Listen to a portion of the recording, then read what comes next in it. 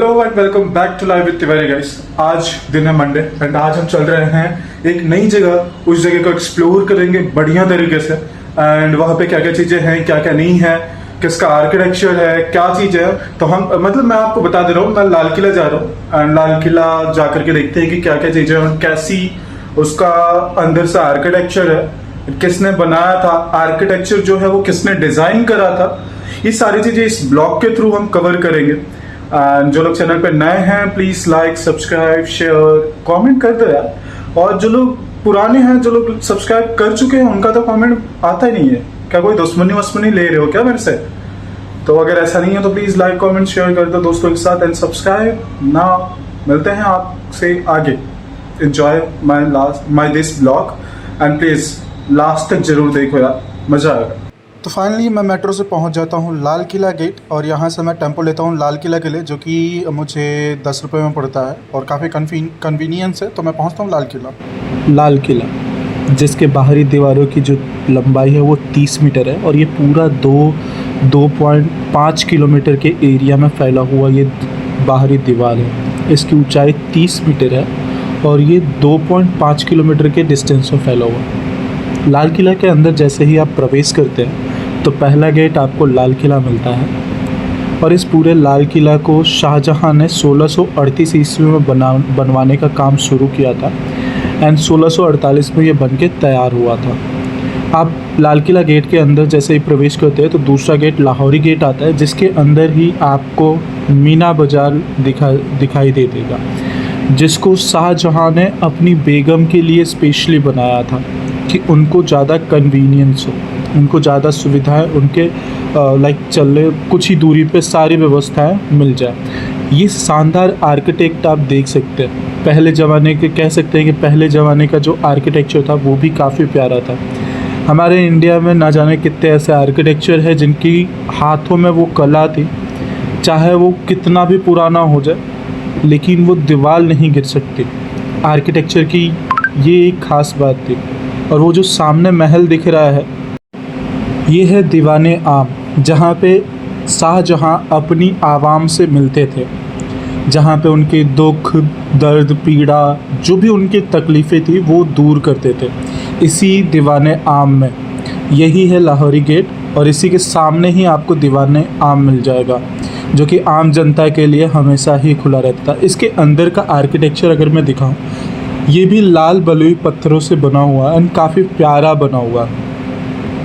इसके अंदर आज भी वैसी ही वाइब आती है। और ये है दीवाने खास। दीवाने खास में शाहजहां अपने कुछ खास मेहमानों से मिलते थे, जैसे उनकी बेगम हो गई और भी उनके परिवार के मेंबर हो गए, उनसे मिलते थे। और वो जो सामने 2 महल दिख रहे हैं वो मोती महल था, जो कि शहजादी मुमताज़ महल के लिए बनवाया गया था। वो उनके लिए किचन था, लेकिन वो किचन को हटा करके उनको उनके रहने के लिए ही बनाया गया।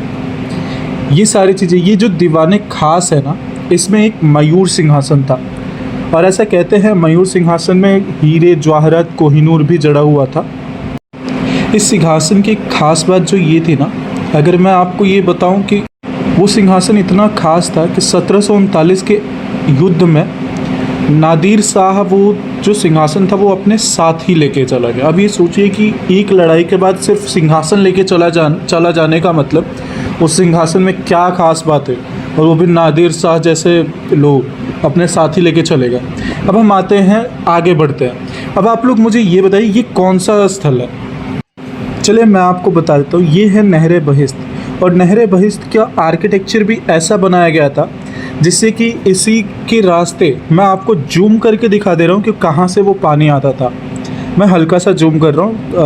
ये जो आपको सामने दिख रहा है ना, वहीं से यमुना जी का पानी आता था एंड वो बीच से जो भी खाली स्पेस है वो अंडरग्राउंड जो था, पहले भी अंडरग्राउंड ही पानी वापस जाता था, मतलब महलों में। और सावन और भादो मंडप क्या है, ये जो है ये भादो मंडप है। भादो मंडप में ऐसा होता था ना कि पहले जब आपको पता है कि पहले भी बारिश बहुत ज़्यादा होती थी तो उसमें इकट्ठा हो जाता था और पूरे महल को ठंडा रखने का काम करता था। ये भादो है और वो जो सामने है वो सावन मंडप है। दोनों एक जैसे ही दिखते हैं। लेकिन दोनों का जो विशेषकर काम था वो महल को ठंडा रखने का काम था। ये जो सामने कुंड दिखाई दे रहा है, इसी में पानी इकट्ठा होता था पहले, और इसी के नीचे नीचे ही पानी महलों के अंदर पहुंचता था एंड उसको ठंडा रखने का काम करता था। और ये है हमारे पोस्ट ऑफिस का कुछ इतिहास, जो कि लाल किले के अंदर ही है। 1296 से स्टार्ट हुआ, 2025 तक क्या चेंजेस हुए वो सारी चीज़ें आपको लाल किले के अंदर पोस्ट ऑफिस इतिहास में आपको देखने को मिल जाएगी। हमने कहाँ से शुरू किया और कहाँ तक अभी भी हैं। इसकी सबसे पहले शुरुआत जो थी वो महात्मा गांधी के थ्रू किया गया था, एंड आप देख सकते हैं इसमें काफ़ी अच्छे से स्ट्रक्चर भी बनाया गया है। इंडियाज़ पोटेंशियल जर्नी, ये सारी चीज़ें लिखी है। इतिहास के पन्नों में भारत, ऐसा सारा चीज़ लिखा हुआ है, इसमें डीपली नॉलेज है।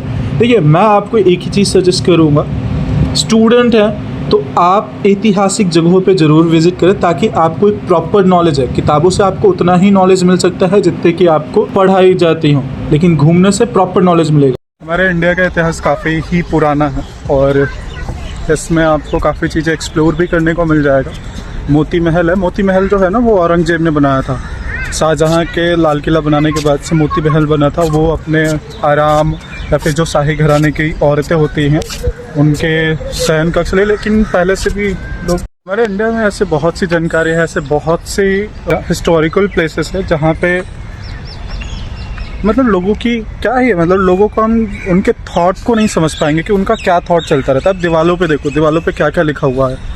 यहाँ पे लोग जो घूमने आते हैं या फिर चीज़ों को एक्सप्लोर करने आते हैं, उनका अलग ही नज़रिया होता है। दीवालों की ऐसी तैसी करके रख दी है सारे लोगों ने। इतिहास को इतिहास बना करके सिर्फ किताबों में पढ़ने से बेहतर है कि एक बार घूम भी लो, ताकि आपको प्रॉपर नॉलेज मिलता है। आप चीज़ों को फेस टू फेस करोगे तो आपको किताबों से ज़्यादा नॉलेज मिलेगा, आपको भी पता है। एंड हाँ, जो भी ऐतिहासिक हिस्टोरिकल प्लेसेस है उसके साथ छेड़छाड़ ना हो तो ज़्यादा ही बेटर है।